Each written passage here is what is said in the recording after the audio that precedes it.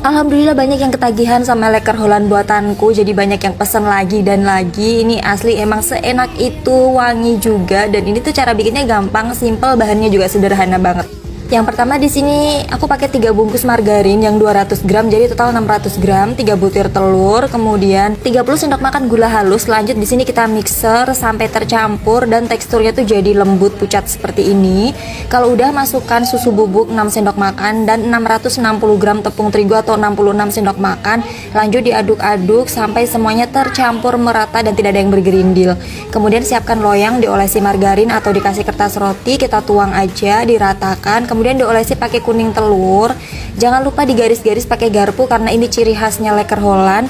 Kemudian beri topping sesuai selera. Di sini aku pakai slice almond dan juga choco chips ya teman-teman. Seperti ini kurang lebih jadinya. Ini tadi jadi 3 loyang ya teman-teman, ukuran 20 x 10 cm. Lanjut kita panggang di suhu 150 derajat kurang lebih 45 menit atau sesuaikan oven masing-masing ya. Nah, ini udah mateng. Lihat jadinya ya, cakep banget, glowing. Ini juga lumayan besar, ditaruh di mika ukuran 20 x 10 cm juga. Tinggal di packing secantik mungkin biar lebih menarik perhatian. Kemudian dikasih pisau juga. Lanjut di sini kita tutup. Jangan lupa pakai stiker biar lebih cakep. Di sini aku jual 30 ya teman-teman satunya ini. Silahkan sesuaikan dengan harga bahan daerah masing-masing. Selamat mencoba. Terima kasih.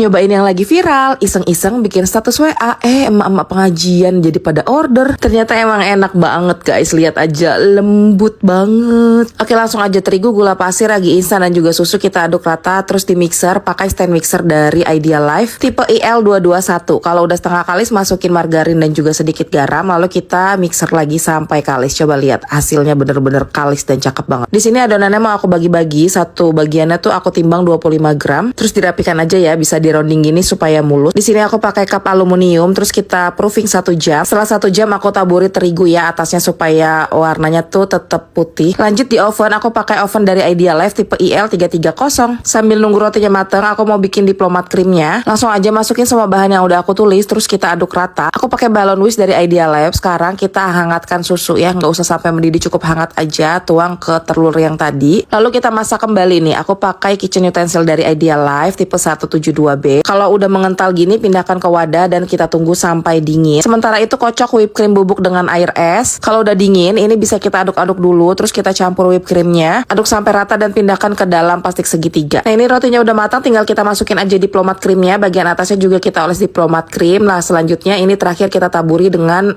susu dan juga gula halus. Asli seriusan, ini enak banget, lumer, lembut, wangi. Wajib coba. 200 gram bawang merah, 100 gram bawang putih. Nah, ini semuanya udah aku cuci ya guys. Kemudian 2 batang daun bawang yang udah dipotong-potong, 30 gram kemiri yang udah disangrai atau dibakar. Kemudian ini kita tumis sebentar sampai sedikit agak layu ya. Nah, ini nih salah satu rahasianya. Ini aku pakai 100 gram udang basah yang udah dibersihkan tanpa menghilangkan kulitnya.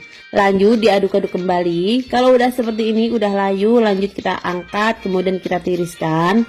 Nah, selanjutnya ini nanti akan kita haluskan. Biar lebih praktis, ini aku haluskan menggunakan chopper. Kalau teman-teman nggak ada chopper, blender, teman-teman bisa ulek manual ya, nggak masalah. Yang penting semua bahan-bahan ini bisa halus. By the way, tadi aku ada yang lupaan, aku lupa masukin terasi bakar. Untuk terasi bakarnya kalau bisa jangan di skip ya guys. Oke, kita haluskan kembali sampai nanti bumbunya jadi halus seperti ini.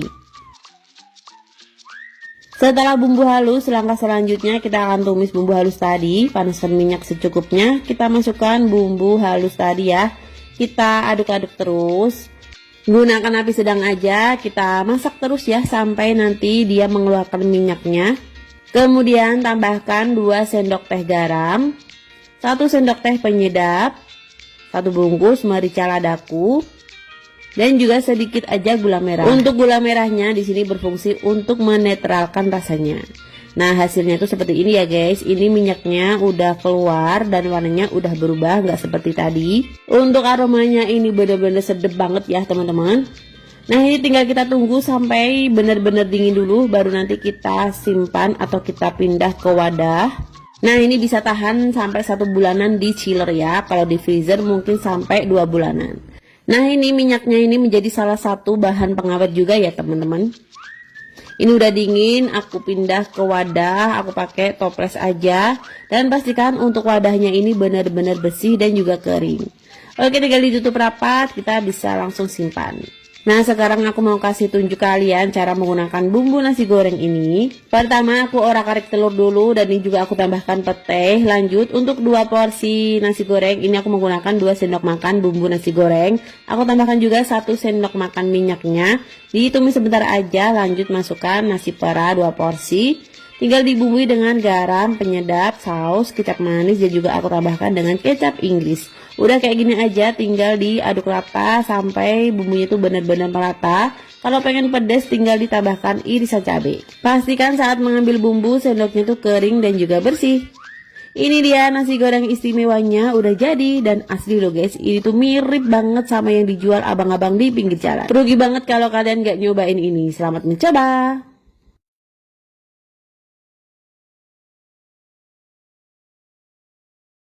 Daripada jauh-jauh ke Thailand demi roti yang viral, mending kita bikin aja cus, gampang banget. Manja merenja, yang pertama ini aku mau bikin si vanilla creamnya dulu. Wajib banget dilihat pakai panon, jangan pakai sungut karena ini enak banget. Terus 240 ml susu bagong sama vanilla pasta secukupnya aja. Diaduk terus sampai mendidih. Udah gitu si susu bagong panasnya masukin ke adonan, diaduk-aduk terus sedikit demi sedikit. Kok diliatin aja pokoknya mah jadi masya Allah tabarakallah. Sambil nunggu adonan vanilla creamnya dingin, kita bikin adonan milk bar. Kenapa aku pengen banget bikin roti viral yang di Thailand? Yang pertama ngelihat orang pada makan roti viral di Thailand, jadi aku ngiler. Terus yang kedua, Thailand tuh jauh. Yang ketiga, aku nggak bisa bahasa Thailand sama bahasa Inggris. Taunya sawadikap. Udah agak yang ngomong capek. Intinya mah manja, manja wajada merenja. Udah gitu adonannya ditimbang 29 gram masing-masing. BTW ini aku bikin resepnya gampang ya, nggak pakai ribet. Lanjut sambil nunggu di proofing, kita bikin vanilla cream. Masukin 180 gram whipped cream. Mixer pakai lengan, jangan pakai sungut. Nah kan vanilla creamnya udah jadi. Manja, manja dah wajah dah merenja.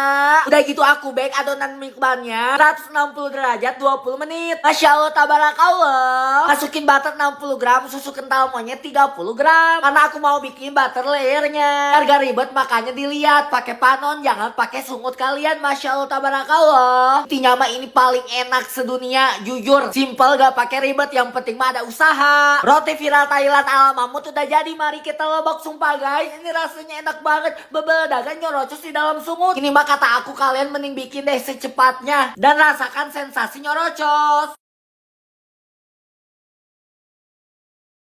Hai Sobat Sekolah Buka, kali ini kita membuat cireng keju crispy. Ikutin cara dan bahannya ya. Pertama kita siapkan 200 gram tepung tapioka, setengah sendok teh garam, setengah sendok teh kaldu ayam, dan setengah sendok teh lada bubuk. Kemudian kita tambahkan air panas secukupnya. Ini kita ulenin sampai jadi adonan yang agak keras. Akhirnya kita tambahkan sedikit demi sedikit sambil kita adon. Nah, adonannya sudah seperti ini. Kemudian saya mau tambahkan keju parmesan bubuk 25 gram. Saya aduk lagi sampai tercampur rata. Kemudian saya bulatkan adonannya. Nah, kemudian adonannya saya mau giling. Saya bagi dua adonannya biar nggak terlalu banyak. Saya siapin plastik, tabur-tabur tepung sedikit. Kemudian kita giling adonannya. Ini kita mau lebarin. Kita buat agak tipis saja. Nah, ini setelah melebar dan panjang, saya coba mau gulung. Saya gulung dari atas, ya jangan lupa ditabur biar nggak nempel. Nah kita gulung. Ini kita gulung memanjang seperti ini. Nah kemudian kita mau potong dengan pisau. Ini kita potong-potong. Nah untuk ukurannya boleh sesuai selera saja. Lalu kita lepaskan gulungannya dan jadinya panjang-panjang seperti ini. Ini kemudian saya mau potong-potong agak pendek. Nah ini saya potong-potong. Kemudian saya letakkan di dalam wadah. Oke, kemudian saya mau panaskan minyak goreng. Nah, setelah panas, kemudian kita mau goreng cirengnya. Ini kita goreng sampai dia kering, lalu kemudian kita angkat dan kita tiriskan. Nah, setelah tiris, kemudian kita mau tambahkan cabai bubuk. Dan ini ada keju parmesan, kita aduk-aduk. Kemudian saya mau pindahkan ke dalam wadah kantong kertas seperti ini. Nah, ini cocok banget buat jajanan anak-anak dan juga cemilan. Jadi jangan lupa dicoba ya. Dadah!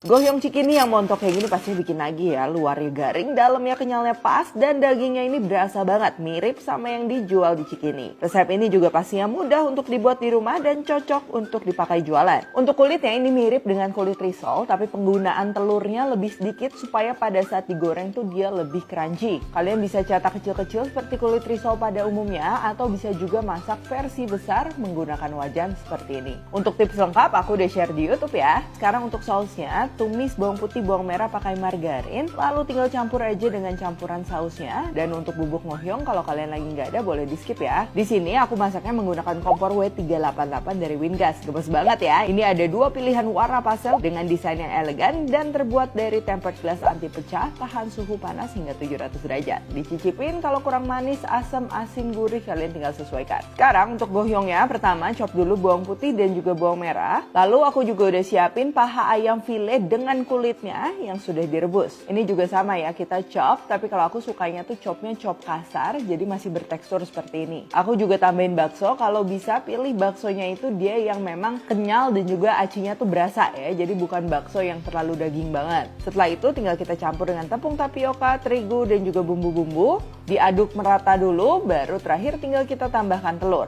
Nah ini teksturnya jangan terlalu cair ya, supaya pada saat digoreng dia tuh nggak ambiar kemana-mana. Untuk satu resep ini adonannya aku mau bagi dua, lalu kita gulung aja ke kulit gohyongnya. Dan kalau mau mirip sama yang dijual di gohyong cikini, ini bikinnya tuh dia diameternya agak besar seperti ini. Nah pastikan dipadatkan, dan bagian ujungnya bisa dilem pakai telur ataupun pakai adonan kulit gohyong. Dan terakhir tinggal kita goreng deh. Oh ya, untuk potongan tadi juga jangan terlalu tebal ya, karena pada saat digoreng tuh dia bakalan ngembang seperti ini. Ini gohyongnya renyah, gurih, disajikan dengan kuah yang asam segar, pastinya pas banget. Apalagi pakai cabai rawit hijau. Untuk pembelian produk-produk Wingas bisa di online shop dan juga offline. Info selengkapnya cek website dan media sosial Wingas.